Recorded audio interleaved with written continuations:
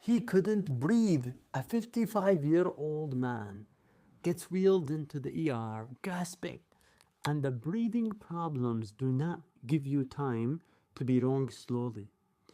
First, the things that we think about is heart attack. Fun fact, not all of them hurt. Some just steal your breath. So we look at the electrical tracing of the heart and the blood work, the enzymes. They're totally normal. Okay, perfect. Next, we look at, is there a blood clot in the lung? He just got off a 12-hour flight.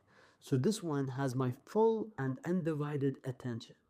So CT's chest with contrast is clean. So okay, it's not pulmonary embolism. Then the third thing we look for is the heart failing as a pump and flooding the lungs with fluid?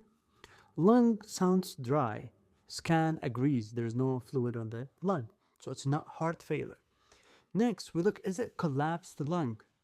Chest x-ray showing both fully inflated lungs, so it's not it. Then, is it a pneumonia? No fever and clean scan makes us think it's less likely.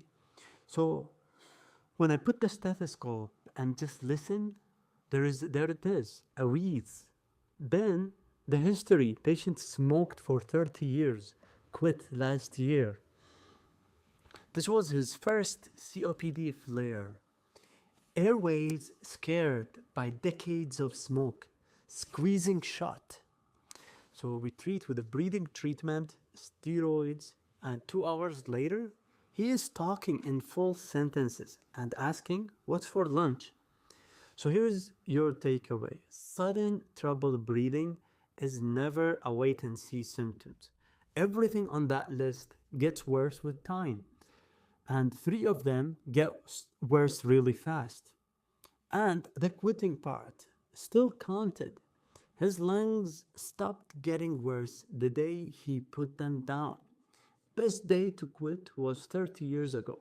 Second best day is today.